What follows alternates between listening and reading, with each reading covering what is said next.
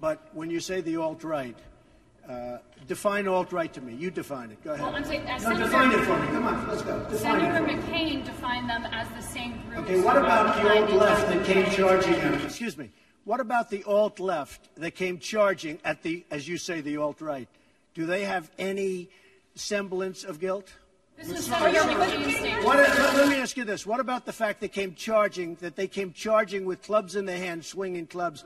Do they have any problem? I think they do. So, as far as I'm concerned, that was a horrible, horrible day. Wait a minute. I'm not finished. I'm not finished, fake news. That was a horrible day.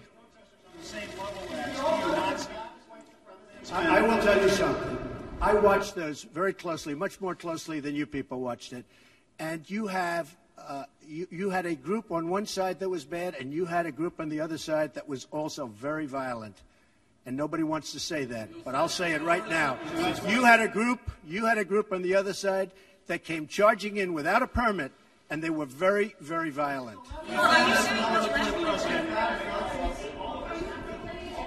Go ahead. Do you think that what you call the alt-left is the same as neo-Nazis? All of those people, excuse me, I've condemned neo-Nazis. I've condemned many different groups, but not all of those people were neo-Nazis, believe me. Not all of those people were white supremacists by any stretch. Those people were also there because they wanted to protest the taking down of a statue, Robert E. Lee.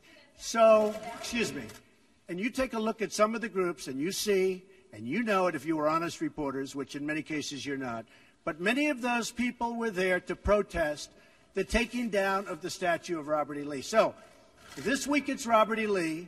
I noticed that Stonewall Jackson's coming down. I wonder, is it George Washington next week, and is it Thomas Jefferson the week after? You know, you really do have to ask yourself, where does it stop?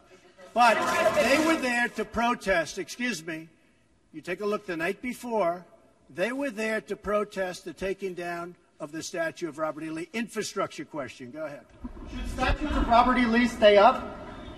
I would say that's up to a local town, community, or the federal government, depending on where it is located. Are you against the Confederacy?